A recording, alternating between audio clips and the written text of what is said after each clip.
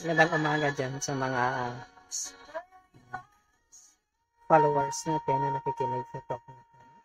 Uh, Salamat sa patuloy ng pakikinig sa talk natin. At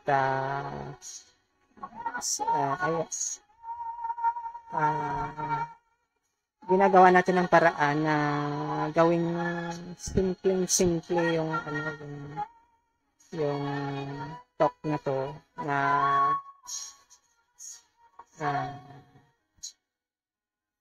nakuha ng high school, junior high school, hindi senior high school.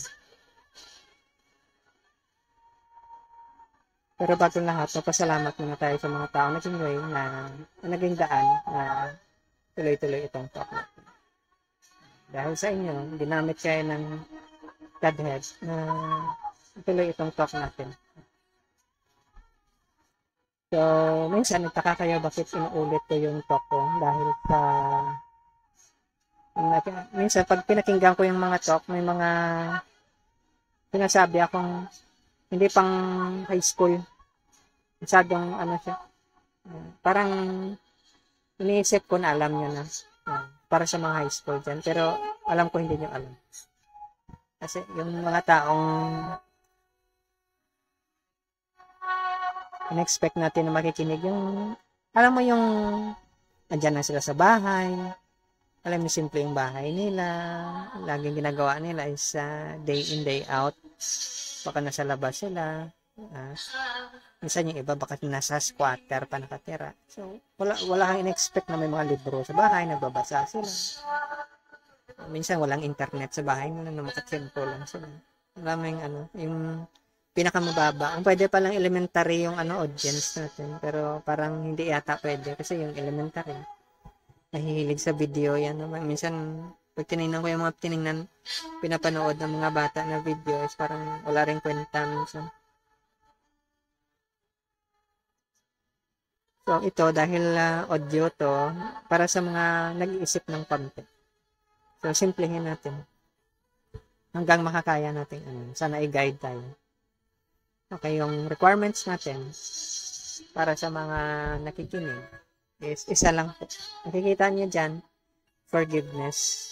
Kasi yung forgiveness, isa yan sa mga basic requirements na para makuha mo yung sikreto ng binabasa natin. Yung mga taong walang forgiveness, yung mga unforgiving, yung mga, alam mo na yung sa mind nila yung vengeful sila. Kaya nga yung required dyan is yung i-try mo i-forgive yung 3 taong gusto mong balatan pag nakita mo sila. Yan lang i-try mo sa self mo. Kasi kung magawa mo yan, gusto mo siyang patay na balatan, parang nagpa-progress ka. It's a step forward ka. O baka hindi mo na maalala nga. Kasi kung hindi mo yan magawa, medyo napakalayo pa. Baka abutin ka ng 20 years. Tamang-tama yan. Mag-mature ka na. Yung high school ka pa ngayon. Junior high school. Mga 16 ka siguro after 20 years. Mga 20, 30. 36, 40 years old ka na. Pwede yan. Mag-mature na yung pag-iisip mo. Para mo ma-realize yung pinapakinggan. Okay. Hindi po, gusto kong malaman nyo, hindi po intellectual, pagalingan sa intellectual ito. Kasi yung lesson, kasi ganito yan, yung mga pinagkukunan natin ng kaalaman natin. Marami na pong nag-aaral nito. Graduate saka postgraduate yung level. Nahihirapan na sila mag-grasp yung idea. Yung iba dyan, mga 60 to 70 years old na. Hindi na mahirap i-introduce yung idea. Yung sa atin is, ginagawa natin ng paraan na kung pwede pa lang, gawin natin simple. So, hindi pa tayo nagde-depend sa intellectual na capability natin. Hindi po. May paraan po yung master. At saka once na binigyan kanya ng Shabbat or sweet melody, swerte yung mga babaeng melody yung pangalan. Kasi parang nagkahawig yung pangalan niya sa Shabbat, o sacred sound. Is siya po yung mag-guide para ituturo yung tamang hindi po, wala pa tayong maitatago sa Shabbat or sa sacred melody na yun. Ganun yun. So, siya yung mag-assist sa atin. Hindi po natin kayang gamitan ng kasi may mga na materials niya ako, sabihin nating libro, na nabasa ulit. After mga 15 to 20 years binasa ko. Nagbabago yung niya. Pag gano'n naman talaga pag nagbabasa ka, nagbabago. Pero iba yung pagbabago, nakikita mo yung buong perspective ng na minsan yung author ng libro, hindi niya actually sinasabi, pero nandun yan sa idea. So, kung hindi ka katulad ni Hansel and Gretel, hindi mo nakakuha yung mga pearls doon. Kasi yung mga pearls, hindi yung para sa mga baboy, mga animals, yung mentality. Para lang yun sa mga tao. Hindi yan ma-recognize sa mga animals. Ganon yan. So, I hope so na yung mga nakikinig dito, hindi naman by accident yan. Kasi hindi tayo naniniwala sa accident. Time na talaga ng isang tao na makarinig nito. So, dahan-dahanin natin para hindi naman kayo ma-impact so. Hindi sumama yung channel. Okay. So, ganun yan. So, baka sabihin nyo,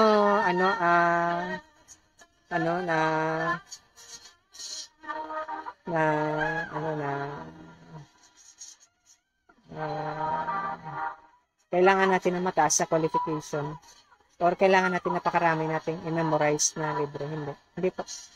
Yung bukas yung third eye mo, binigyan ka ng Shaktipat or ng Shabbat ng guro mo. Yung light na yan, unti-unting lalakas yan. Saka yun yung magbukas sa'yo na makita mo yung mga totoong meaning ng binabasa mo. Hindi yung memorization. So, malungkot po sa mga tao na nagtuturo na hindi naman sila binigyan ng instruction na magturo. Tapos hindi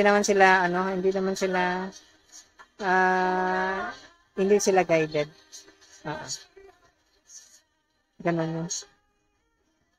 Hindi po quotation verses na ang basihan po natin. Hindi po.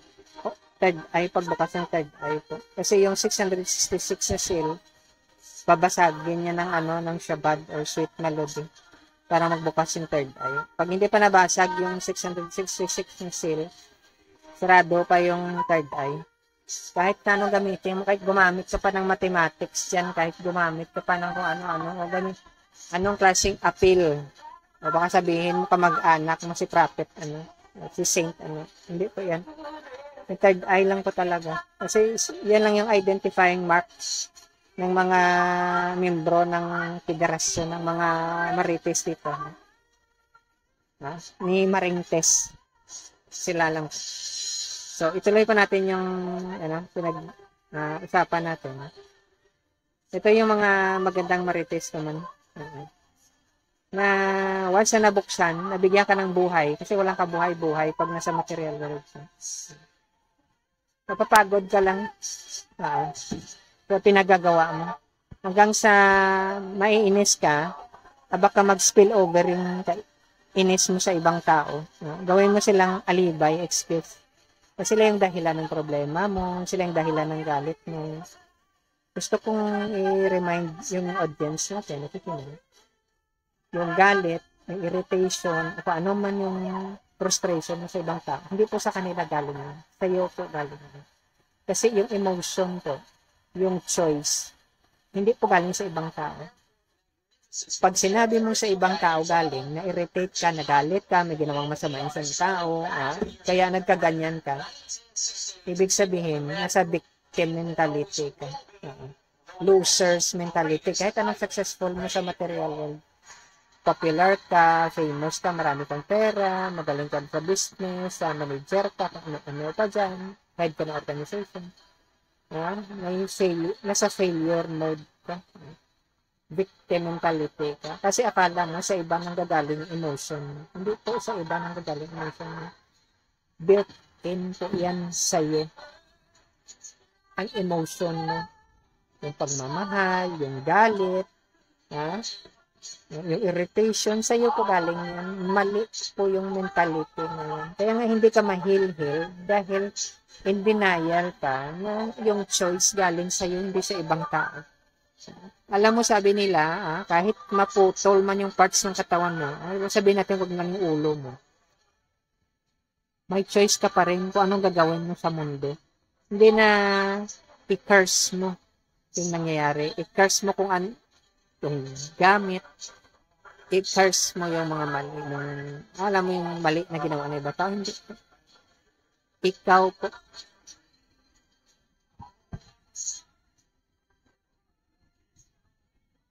Hindi po iba. Ikaw po yan. Kaya nga pag pinakinggan niya yung ibang tao, at saka nasa blaming mode sila, sinisisi ng ibang tao, nasa failure mode sila o nasa victim mentality. Mag-ingat ka dyan. Kasi baka sa susunod ikaw gawin niyang alibay. Kasi sa court naman, alibay yung dapat yung magaling ka mag-alibay. Nasa yung dahilan, wala kang ginagawang masama, napakabait mo, pure na pure ka kaya. Malinis na malinis yung papel. Masamang masama ang papel ng tao. Hindi mo alam yung reaction mo, yung choice sa'yo galing, hindi sa ibang tao. So ngayon, wala kang kabuhay-buhay. So nakalagay dito, nasa dyan, meron ka ngayong buhay once na binigyan ka ng, may nag-sponsor sa'yo na sabi, tapos binigyan ka ng shabad or sweet melody. Swerte kayo mga melody kayo. Tapos, yung buhay mo is para kang tanim, unti-unti yung magbubunga. So kayo, pag may sweet melody kayo or shabad, magbubunga yan ng fruit na masarap na fruit. Yung hindi mo pa natikman sa buong buhay mo. So sana kayo mga melody kayo, mababait kayo. Masarap yung pag-uugali mo. Kasi magpagkapareho ng pangalan. So ngayon, dahil ang reason dito is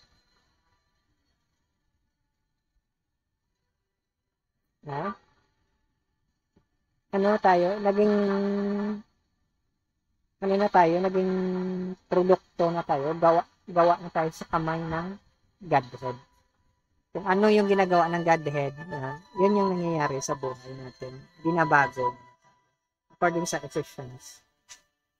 Ngayon,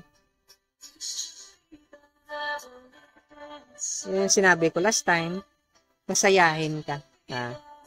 Minsan pakamalang baliw kasi nakangiti ka lang bigla. Okay. Pero gano'n naman talaga yan sa sound. Masaya ka. Kasi, dahil nararamdaman mo, nakikiliti ka. Dahil sa shabad or sweet melody, nakikiliti ka sa effect ng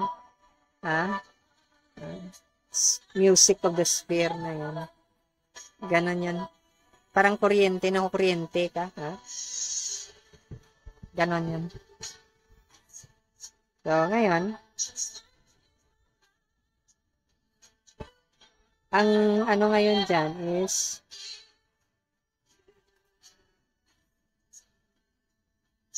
sinabi ko nakaraan, parang karera to. So, unahan tayo. Kung nasa kulungan ka, mag-unahan kayo na gagawa ng kabutihan. Kasi kung hindi ka gagawa ng kabutihan, babalik ka, mag-reincarnate ka. Sabi ng iba, walang reincarnation. Dogma po yan na tinanggal sa scripture, pero hindi nawala sa ibang scripture. Kailangan mong bumalik kasi may mga tao na talagang napakatigas nila. Alam mo yung na-receive mo ng shabad, yung sweet melody. Tapos ang tigas pa ng puso mo. Dapat malambot yung puso mo. Para matambok yung puso mo. Para lumaki agad yung desire tree na yan. na dahil sa Shabbat or sweet melody na tinanim sa puso mo. Dahil kung hindi, mamamatay yan. Daming tinik, baka sa batuhan. So, hindi maganda. So, bibigyan ka ng opportunity dahil tao ka, na-receive mo yung Shabbat or divine melody galing sa shadow o sa spiritual master or mystic mentor mo, sino na yun. Kahit saan ka mga religion. So, dahil sa na-receive mo at binigay sa'yo, assured ka na. Kasi once na ma-receive mo yan, tanggal yung lahat ng karma mo sa lifetime ngayon, na-erase yan. So, assured ka na maging tao ka next life mo. Pero, dahil minsan yung ibang tao, nawalan sila ng gana. Alam mo yung addicted sila sa maybe babae, sa katawan nila, sa pera, sa property, sa position, sa power, sa talino. Ganon yun. Nakakalimutan nila. For some time, nandyan sila. Naririnig nila yung, nararamdaman nila yung effect ng Shabbat. Or naririnig nila, biglang mawawala. Dahil sa grabe yung attachment nila. Sabi na kamag-anak nila or partner nila, wala ka naman makukuha sa Shabbat nila o sa sweet melody nila. Hindi ka naman yayaman dyan. Hindi ka magkapera. Baka ka maging tulubi ka. Yung hindi nila alam, assured yung pagiging tao mo next life. Ay yung mga kakilala nila, walang assurance. Kaya malamang, pag namatay sila, kung hindi sila maging hayop, magiging kahoy sila. According sa isang guru or isang sabi, it will take you 11,000 years para bumalik ka maging tao. Kasi minsan may mga pag mapasok ka sa mga puno na matatagal talaga, katulad ng mga giant sequoia, centuries old yan. Napakahirap. Matagal talaga. Nagtitiis ka dyan. At hindi, talagang alam mo na hindi ka talaga productive. Kasi naalala niyo yung story ni Master Christ, kinurse niya yung fig tree at hindi siya magkaroon ng fruit. Yung mga tao na walang Shabbat or sweet melody, pinabuksan yung third eye nila ng shadow. Wala silang fruit. Hindi material fruit, hindi sa mayaman, sila maganda, handsome, tall, and dark, o baka maputi, makinis yung balat, maganda yung katawa. Hindi yan. Magaling mag-dribble, mag-shoot, hindi yan. Hindi wala silang fruit ng spirit. So ngayon, para silang kinurse, yun yung mga example ng mga kinurse na tao. Kung sa isang babae, pasensya na kayo dyan, baka, huwag magalit yung ang babae dapat may anak siya. Pag hindi ka nagkaanak, isa sa inyo yung na-curse na sumpa. It's either yung lalaki o yung babae may sumpa. Kung fertile yung babae, nasumpa yung lalaki, sterile. Kung potent yung lalaki at saka sterile din yung barren yung babae, nasumpa yung babae. So, kailangan tanggalin yung sumpa na yun. Yung secret name na yan, yun yung role niya para tanggalin yung sumpa. Importante. Pero minsan, mas mabuti pa naman minsan na wala kang anak. Kasi sa panahon na yun, ang dami mga demonic na tao. Pinalaki sa demonic na karakter yung lalaki, yung babae, ganun din. Mas mabuti pa minsan wala kang anak kaysa magkaanak ka ng demonyo. Akala mo mabait. Hindi mo rin naturuan ng mabuti yung anak mo. Ganun yan. Alam niyo may isang story, si Ravan. Kalaban ni Lord Ram sa Ramayan. Napakatalino nun. May komentary yan sa Vedanta Sutra. Napakatalino niya. Pero demon siya. Tingnan niya. Anong nangyayari? Alam mo kung ano nangyari? Si Ravan, parang father niya yata, saintly. Shadow. Yung nanay niya, yung demon yata. Kaya nagkaganon yung nangyari. Parang ano siya, na-misguide siya dahil sa mother niya. Kaya nga, pangit pag under Bisaya yung lalaki. At saka yung lalaki walang spiritual na training. Kasi once na yung babae magturo na wala siyang spiritual guidance, demon yung result ng anak nila. Ang daming story niyan sa Vedic literatures na dahil sa isang partner na demon. Kaya nga sabi ni sa story sa Bible, sa New Testament, ang bigat ng sitwasyon pag unequally yoked ka. Ikaw, may kabigatan ka sa pag-serve. Kasi bukas yung third eye mo. Yung isa, hindi, demon siya. Napakahirap. Kasi mag-aagawan kayo sa anak niyo. Gusto ng isa, ng sado, lalaki mo na babae, ganito yung ituturo sa anak niyo. Para maging model sa society later on. Maging mabait siya, maging magaida niya ng maayos ang anak niya. Eh, yung isang partner niya, demon, babae man o lalaki, ito yung gusto niya makamundo. So ngayon, dahil yung isa, minsan, alam naman natin, kahit spiritual practitioner, under Bisaya pa rin, ganon yun. Yung babae yung laging sinusunod. Yung babae, yung gusto niya palagi, hindi niya iniisip sado yung mag-guide sa anak niya. Hindi yun ordinary na tao. Eh, dahil hindi naman siguro sado yung partner niya, wala rin maituturo na maayos. Kasi hindi yung bababa yung sado sa level ng mga demons. Kahit anong mangyari. Ganun yun. Kaya nga, nung story sa Bhagavad Gita, divine yung nature ni Arjun. Ay, yung mga kalaban, yung mga demons. Yung iba na mga sado, na pull sila ng na-influence sila ng isang demon. So, ano nangyari? Namatay sila sa battlefield. Pero mabuti na lang, yung nakapatay sa kanila is sado rin. Pero storing lang naman yun. Yan yung point dyan. Dapat yung parents, hindi ibig sabihin lagi nagsisimbahan kasi may santong kabayo at saka banal na aso. Sado. Nag-under sa training ng isang sado rin. Master game. Pag pumasok sila ng mating game, mag-asawa sila, magpamilya, dala pa nila yung training ng pagiging sado.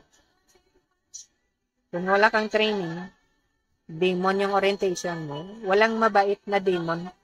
Minsan mabait lang yan sila, nangyayari dahil sa guidance din ng sado. Kasi may mga demon na under din sa guidance ng sado. Katulad ni Pralad, may mga sa demon na family na yung guidance nila, yung sa sado galing. So, hindi sila demon. Ngayon, hindi, nagkaanak ka ngayon ng demon. Ano sa tingin mo yung mangyayari sa society? Yung, hindi kasi iniisip ng mga magulang minsan na demonic yung orientation nila. Ano yung gagawin ng mga anak nila sa society? Tandaan nyo, walang magandang ugali yung mga demon. Kahit na matalino pa yung, kahit nagsisimba pa yung palagi. Pwede, yung mga taong, minsan yung demonic na wala ugali. Nasa loob pa yan ng simbahan, nasa loob pa ng temple. Napakapangit ng ugali nila. Pero, ginagamit nila yung front si God. Akala nila pwede nilang gamitin front si God. Tatawa lang siguro yung God sa kanila. Pero masasabi ko, is kailangan talaga na magkaanak ka ng isang sado. Ngayon, anong sabi may opinion ng isang sado rin, si Prophet Muhammad. Sabi niya may 3 bagay ka na kailangan i-fulfill sa buhay mo. Una, dapat may anak ka. Pangalawa is parang libro yata, nakasulat ka ng isang libro. Yung pangatlo yata, nakatanim ka ng isang puno. Parang ganun yata. So, importante yung may anak ka. So ngayon, nakakalungkot. Dati sa ancient culture, pag hindi makaanak yung lalaki or may mga yung sado yung nagbibigay ng anak sa kanya. Oo. Kaya nga yung five Pandavas, yung parents nila, yung mga tatay nila, hindi yon anak ng tatay nila. Anak yun ng isang sado. Yung nanay nila, nagkaanak sa isang sado. Ngayon, naging saintly sila. Pero dahil sa influencing, bad influencing kasi minsan yung mga kamag-anak natin. Pero mahal na mahal natin. Alam mo, pag namatay ka, wala rin mangyayari. Hindi ka rin matutulungan nila. Yung makakatulong lang sa'yo yung sado. Ganun yun. Kasi yung sacred name na ibigay niya sa'yo, yung Shabad or sweet melody, yun lang yung makakatulong sa'yo. Hindi ka matutulungan ng kamag-anak mo. Yun ang hindi alam ng ibang tao. Yun yung ticket mo sa next life. Pero alam mo, wala namang problema yung mga demonic na tao eh. Kasi pag pumunta sila ng impyerno, masaya doon. Daming babae, sexy pa. Daming pagkain. Pwede ka mag-disco 24 hours. Maligo. Lahat ng kalokohan nandoon. So, hindi ka rin malulungkot. Ganun yan. So, kung may naiwan ka dito, katulad yan, ikaw naiwan mo yung mahal mong asawa, napakaganda, sexy, puting-puti, handsome, tall, and dark. Baka naiwanan mo yung mahal mong husband, mauna ka sa kanya. Baka makalimutan mo siya pag andun ka sa hell. Kasi masaya nga doon, masarap yung buhay.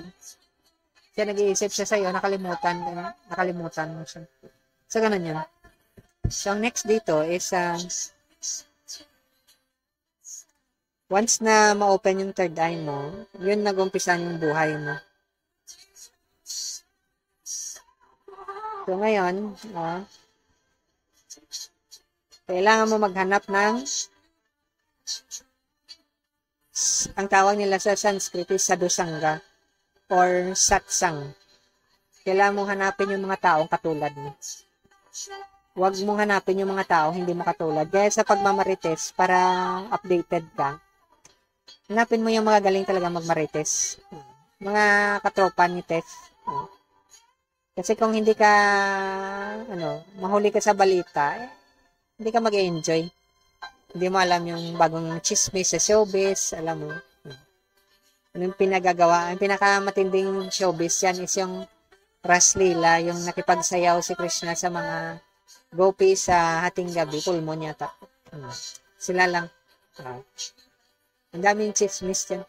At pag naintindihan mo yung chismis na yan, matindi talaga. Hindi ka na babalik sa dating mga buhay.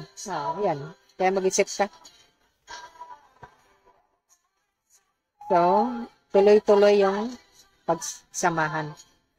Kaya nga kahit na member ka ng isang church, isang temple, isang organization, hinahanap mo rin yung mga kapwa mo. Informal groups yan. So, hanapin mo sila at doon mag-sharing kayo ng chika-chika.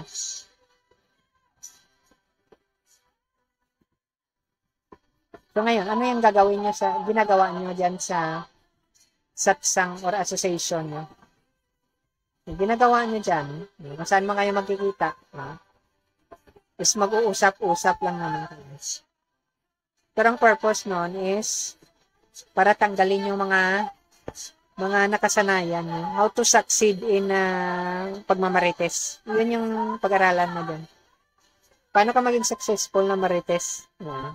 Chika-chika, chismosa. Paano ka maging successful? So, ganun yun. So, kailangan pagbigyan mo ng time. Parang katulad yun sa mga naglalaro ng ML, nagtitinda sa online, nagda-drugs, mga prostitute. Ganun yan. May mga nagkikita-kita yun sila nag-uusap. Ano yung bagong talent ngayon pwede natin gawin para maging effective? Ano yung bagong pampaganda ngayon, pampasexy, pampabango sa katawan, ano yung bagong gawin natin para satisfied si partner mo. Alam mo yung ganun. Paano ka ba, ah, paano makontento yung partner mo sa buhay? Paano ka hindi mabuntis? O paano ka mabuntis? Alam mo rin, ganun.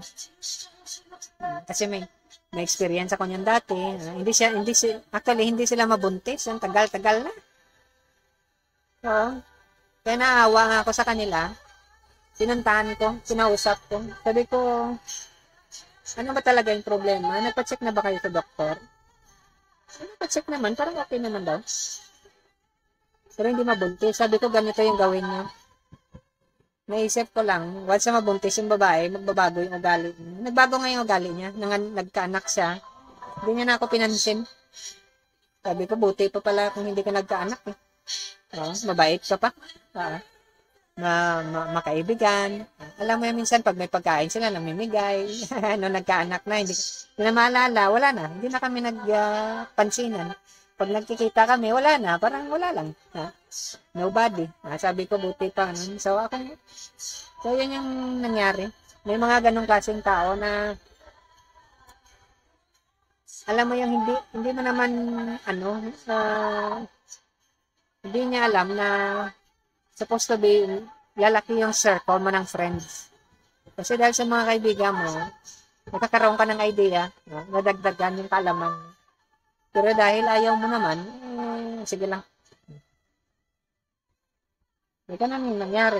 Pero hindi ko lang alam kasi may mga bagay ako hindi sinabi sa kanya. So, I hope siya maging happy siya na may anak ka. Lalaki pa naman yan. May problema kasi sila baka malamang. Baka mapunta pa sa iba yung partner mo. Tagal-tagal na kasi. Pero yan talaga. Pwede ko na ginagawa ngayon. Kasi wala rin hindi rin nabago yung ugali. Wala lang. Parang lumala yung ugali niya. So, akala mo nag-benefit. Wala pala.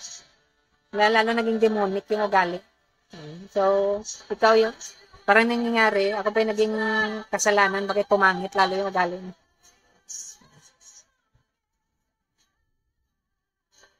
So ngayon, balik tayo dito.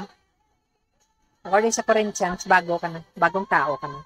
Bagong laya ka na, binigyan ka na kasi ng skeleton, pinumabas ka na sa kulungan. Bagong laya ka na. So, i-enjoy mo yung freedom mo. Para sa mga taong hindi pa nakareceive ng Shabbat or Sweet Melody, hindi pa kayo nakalaya. So, antayin niya lang. Dumating yung time. So, yung next dito is, according sa Psalm, once sa bagong laya ka, mag-ingat ka. Baka kasi may mapasok ka ulit sa kulungan. So, ingatan mo, yung sasamahan mo lang ng mga tao, is yung mga sado. Kasi pag sumama ka sa mga hindi mga sado, makukulong ka ulit. Yung pagiging loser mo or victim mentality mo, babalik yan. Alam mo yung kagagaling mo lang sa ospital, mabinat ka. May operasyon ka. Alam mo yung naalala ko dati yung sa babae. May operasyon siya. Alam mo naman, minsan matatapang tayo. Malakas yung loob. Nako. Napunit yung niya, operasyon niya sa pagpanganak niya. Grabe. Parang hiniwa yung tiyan niya. Takbo agad sa ospital. Alam mo, bumukas yung tiyan niya. Nako. Ganon yan. May mga ganon tayong ugali. Alam mo, baguhan ka. Nagmamadali ka. Kaya nga yung mga babae, kapapanganak lang. Hindi minamadali yan. Kasi pag nabinat yan, 3 taon yata yung kailangan nilang magpahinga. Pag nabinat yan, ma-depress yan. Kasi may depression, postnatal depression yung tinatawag nila. Minsan kinakain nila yung mga anak nila, pinapatay nila. Kaya nga iniingatan. So, hindi dapat mabinat yung mga kapapanganak lang. Kasi pag may depression yan sila, na victim mentality sila, baka pwedeng hindi nila patayin yung anak nila, pero magbabago yung ugali nila. Merong mga ganon, may mga alam akong ganyan na hindi talaga na-remedy. Hindi na-notice. Akala nila ng iba, ganon talaga yung ugali nila. Hindi. na-develop yun dahil sa panganak nila. Very strenuous kasi stressful yung pagpanganak. So, ganun yun. So, ito yung sabi sa Psalms din na pag sumama ka sa mga matatalino, magiging matalino ka. Kung sumama ka sa mga bobo, magiging bobo ka. Kaya nga kung gusto mo magaling ka na chess player, sumama ka sa mga galing na chess player. Parang pumunta ako dati sa isang mall, inanyayan ako ng 2 foreigner maglaro ng chess. So, ito lang manood lang ako. Gusto ko pa naman yung chess na laro. Kasi player din ako ng chess dati. Pero hindi na ngayon. Iba na yung hilig ko na laro. Okay. So ngayon, sabi niya, ito ngayong point dito. Once na nakikisama ka sa mga kapwa mo marites, hanapin mo yung mga galing talaga magmarites. So ngayon, ganito. Pag sumama ka sa mga sado, satsang, madali ka maging sado. Pag sumama ka sa mga kriminal, matututunan mo yung way ng mga kriminal. Ganon lang yan, pumili ka. Pag sira yung kamatis, patay ka dyan. Nasisira ka. Kaya nga sabi sa Corinthians, bad company corrupts good character. So, nakuha nyo naman siguro yung ibig sabihin yan pag sa English. Kahit anong ganda ng ugali mo, pag sumama ka sa mga may bad character. Okay lang sana kung yung mga may bad character, sinabihan ka na gusto na nila magbago. Para kay Balmiki, ang sumulat ng Ramayan. Iba yun. Pero ikaw yung makikisali kasi mga ano nila, yung nakikidrugs yan, umiinom. Iba yun. Iba yung sasabihin nila sa'yo na parang napapagod kami sa buhay namin. Pwede, dyan na lang kami muna sa'yo. Gusto namin matutunan yung pamaraan mo sa pamumuhay. Ano ba yung shadow na sinasabi mo? Or saintly na tao, guro or acharya or insignificant. Ano ba yung buhay nila? Ganon yun. Kaya nga kung ikaw hindi ka mahilig sa babae, pero hindi na ngayon yan. Pag sumali ka sa mga seaman, hindi lahat pag nakasakay ka sa barko, bawal naman ngayon yan. Pero dati, pag sumakay ka sa barko at seaman ka, nako, isa-isa yan. Hindi mo maiwasan. Yung pinakapangit yan, nako, huwag na nating pag-usapan. Yung mga iniwanan nila, yun yung pangit yan. Karma-karma din kasi yan. Patikimin ka lang, tapos papaluin ka sa puwet. Ganon yun. So, pag pinalo ka, carrot and stick ka, pag pinalo ka, parang may problema dyan. Minsan, kung alam mo, minsan blessing din, pero talagang hindi talaga blessing, kasi pag hindi siya normal, katulad niyan, may defect ka sa katawan, or hindi ka makaanak, or yung anak mo naging kriminal, aga kang namatay, mas nauna pa yung anak namatay sa magulang, may problema dyan, may defect yan, may curse yung sinasabi, may sumpa sa family. Baka hindi mo alam yung kanununuan mo, bay na may problema sa isang babae, sinumpa, kaya hindi ka makaanak. Ganon. Minsan yung ibang babae ayaw nilang magkaanak talaga. Dahil curse din yan. Ganon yan. Pero okay lang. Anyway, tanggap naman ng iba yan. Pero hindi ka happy. Sa totoo lang hindi ka happy sa ganong klaseng buhay. Walang happy sa ganong klaseng buhay.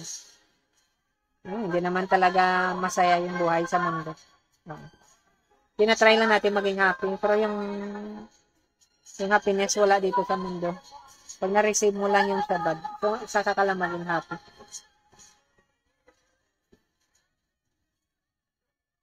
So ngayon, ito ngayon dito sa Ecclesiastes.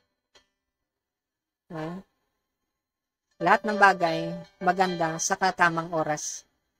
May tamang oras pagiging bata, magiging adult, maging matanda ka, maging magulang ka, Alam mo, ganun. May tamang oras. Matututo ka, dadami kayo, mawawala kayo, panganak ka, mamamatay ka. Ganun yun.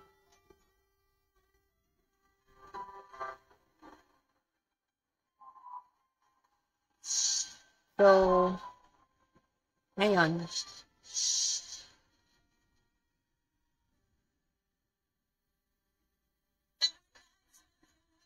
so, tanda mo, yung ginagamit natin na mata, yung perception natin, galing actually yun sa soul natin, spirit soul. Dumadaan sa mind natin, papunta sa physical eyes. Kaya yung nakikita ng spirit soul is beauty. Yung nakikita ng mind iba, yung nakikita ng senses natin. Pero sa totoo lang, yung values na binibigay natin sa world, hindi yung galing sa katawan. Galing yun sa mind. Dahil sa mind, nagkakaroon tayo ng mundo na ganito. Hindi natin sinasabing hindi totoo yung power ng mind. Dahil nga may mundo na to, dahil yung sa mind. Ganon kalakas yung mind. Powerful siya masyado. Daming bagay na pwede magawa ng mind. Kung akala mo hindi magawa ng mind yung isang bagay, nagkakamali ka. Magawa niya. Matindi talaga yung mind. Kaya nga, kung uncontrollable yung mind mo, hindi siya nag-mature, hindi siya na-develop, hindi nabuksan yung third eye mo, matindi yung mind mo. Unti-unti kitang papatayin. Magiging carrot and stick ka, palundag-lundag yan. Magiging susceptible ka. Alam mo yung mga babae na nagka-problema sa relationship nila, palundag-lundag yung relationship nila. Same din sa mga lalaki, palundag-lundag. Unstable. Except sa mga taong bukas yung third eye nila na may guidance sila. Napakahirap po. Unstable. Galing ka sa isa, after a while, hindi ka tatagal, pupunta ka sa isa. Hindi ka tatagal, pupunta ka sa isa. Hindi ka tatagal, pupunta ka sa isa. Pero ikaw, hindi mo na-realize yan na para kang uto-uto. Para kang unggoy. Para kang palaka. Pero hindi mo yan matanggap-tanggap. Kasi para sa'yo matalino ka. Magaling ka. Ganun yan. Pero yung isa lang yung common na yan. Mararamdaman mo na de-depress ka habang tumatagal. Nagsasuffer ka. Ganon yan. Gusto mong i-blame yung ibang tao sa suffering mo. Yung mga past relationship mo, yung mga taong nagloko sa'yo, baka na-swindle ka, baka ninakawan ka. Gusto mo i-blame sila. Pero sa totoo lang, sa'yo galing yan. Dahil yung galit mo, yung pag-blame mo, hindi sa ibang tao galing yan. Yung mga wrong choices mo, hindi sa ibang tao galing yan. Sa'yo yan galing. So, kung hindi mo babaguhin yung choices mo, walang mangyayari sa buhay mo. Ngayon, kung mga 60 to 70 years old ka na, mali pa rin yung choices mo, nakakalungkot ka naman. Tumanda ka na, bata pa rin yung takbo ng pag-iisip mo. Kaya nga, sabi natin, dapat may guidance ka talaga ng sado. Yung mga sinasabi ng sado, yung mga sinulat ng sado, baka mga lecture ng mga sado, or mga ano dyan, mga saintly na tao. Yun, yung pakinggan mo. So, ganun yan. So, darating yun sa tamang oras. Kaya nga pag nag-take up ka ng sineryoso mo yung buhay mo, may darating na sado, kakatok sa buhay mo. Pintuan mo, puso mo, pag-iisip mo dyan, baka magkabanggaan kayo sa daan. Time na para maging happy ka. Kasi walang happiness sa buhay natin. Temporary lang. Parang candy. Alam mo yung mga bata, at saka mga isip bata, patikimin lang yan ng candy. Mawawala din yung candy na yan. Kahit kwaitos pa yan, kahit pagkain pa yan, kahit pera pa yan. Patikimin ka, mamaya-maya mawala yung gana mo yan. Mag-i-increase yung mo. Tataas na tataas yung desire mo, dadamihan mo ng dadamihan. Pero sa bandang huli, wala. Lulundag ka naman sa isa. Baka magaling ka maging negosyante, magiging politiko ka, magiging philanthropist ka, o baka gusto mong mag-aral dyan. Alam mo gano'n, magpatayo ka ng mga building dyan. Para kang palaka, para kang unggoy, palundag-lundag. Hindi ka happy kasi wala kang satisfaction. Hindi yun nakuha ng ibang tao. Kasi hindi sila actually nag-grow. Yung itsura nila tumatanda, yung pag-iisip nila bata pa rin. Yun na yung nakakalungkot minsan sa ibang tao. So kung yun yung mga leader mo, yun yung mga boss mo, yung mga taong nangunguna sa inyo, baka president ng organization nyo, nakakalungkot yung ganun. Kasi hindi sila marunong mag-decide. Hindi nila alam yung ultimate na happiness or satisfaction. So ngayon, yung sinasabi dito is hanapin mo yung tamang association. Kung gusto mo maging magaling na marites, hanapin mo yung mga magagaling talaga magmarites. At saka ingatan mo yung mga taong iba yung marites nila. Kasi baka maligaw ka ng landas. Ganon yan.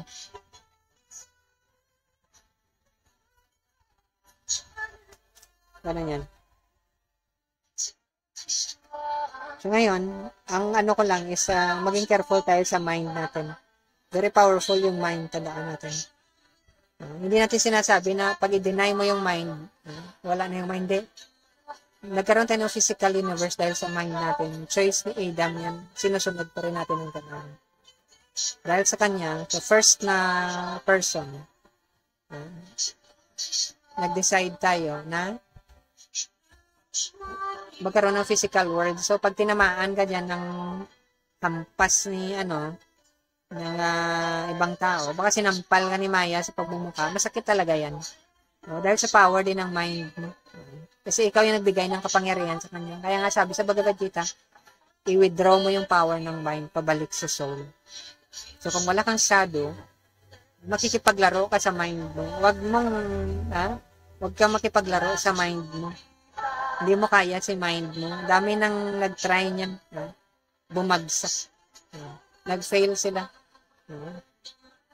Mag-ingat ka dyan. Akala mo master mo yung mind mo. Hindi. Dahil kung master mo yung mind mo, ma-break mo yung matrix ng material world. Kaya nga hindi ka control ng time. Alam mo yung kwento sa matrix na bend niya yung time. Parang si Doctor Strange. Ganun ka-powerful yung mind pag na-master mo siya. Yan ang sabi sa Yoga Sutras, ma-bend mo yung nature. In fact, wala nang function yung nature sa'yo. Material nature. Material, wala lang siyang function sa'yo.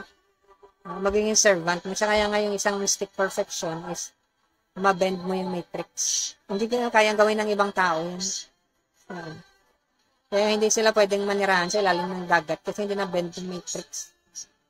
Ganon yan. Pero sa mababang level ng yoga lang yun.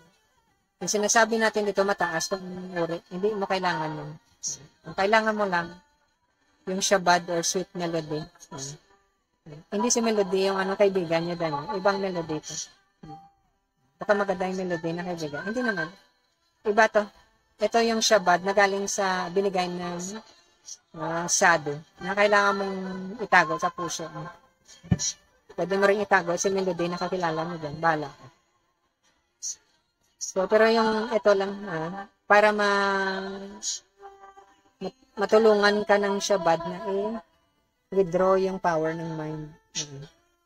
Ganon yun. Kasi pag may mastery ka, alam mo nga kung kailan ka mamamatay, pag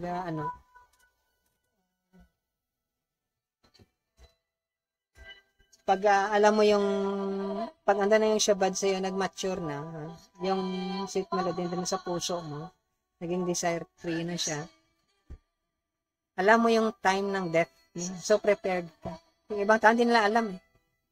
Lalo pag na-disgrasya ka pa, nakakalungkot. So, ganun lang yan.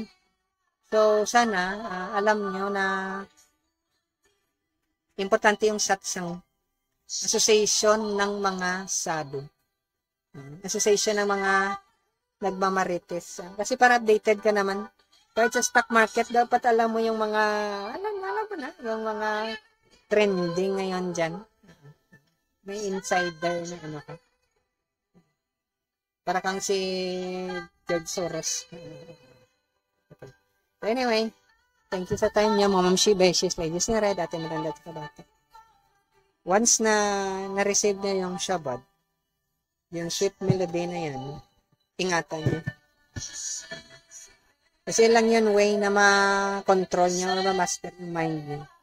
Dahil sa mind, nag-exist yung material world. Kung wala sa mind, hindi mag-exist yung material world. Kasi hindi si God nag-create yun. Yung creation ni God is yung spiritual mind. Yung material mind is creation ng tao. Pero hindi yung basta-basta hindi mo basta ilang kasi pag nabagsakan ka ng mabigat, patigas na bagay, lublak sa ulo mo, babukol yung ulo mo. Ganon yan. Ganon ka-powerful yung mind. May rules siya. In order para ma-stop yung rules na yan, yung law na tinatawag, is alam mo yung Shabbat, yung sweet melody. So, pag nagkasyota ka ng melody, iba yun. Pero ingatan mo pa rin. Ganon yan. So, samahan niyo yung mga tao na kasing katulad mo rin. Magaling magmarites. So, I hope so may napulot kayo. In His time. In your time. Maganda lahat ng bagay. Basta samahan niyo ng Shabbat or sweet melody. Sabahan niyo ng association ng mga sabi. Huwag kayong masyado magtiwala sa mind niyo. Madami nang nag-try niyan. Siya yung niloko ng mind nila. Papunta sila ng hell. Pero masarap doon. Siyempre, lahat ng kalokohan nandun. Ganon yun. Sabi nga nila, pangit daw sa heaven kasi puro na lang kanta. Walang thrill. Okay. So anyway,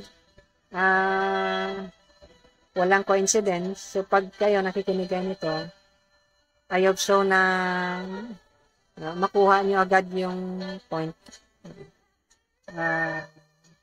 Subukan natin i-try na dagdagan yung bilisan natin ng bilisan. Gusto ko nga sana kung pwede palang basahin yung buong guide. Pero parang hindi yata pwede rin kahit nabasahin mo, hindi mo maubos to ng isang araw. Okay. So sayang din. Kasi mabisi din kayo, alam ko. Anyway, thank you sa time nyo. I hope so mag-follow kayo ulit. Hindi to popularity yung hinahabol natin. Yung hinahabol natin is truth. Katotohanan. Kasi yung katotohanan, kasi hindi ka happy sa buhay mo. Kailangan mong hanapin yun. Hindi ka satisfied. Kontento. Dapat kontento ka. Hindi yung nagwe-wet dream ka palagi, ha? Umiiyak ka hang gabi-gabi. Okay. So, ganun yun. Thank you sa time nyo. At hanggang sa susunod. Thank you. Bye-bye.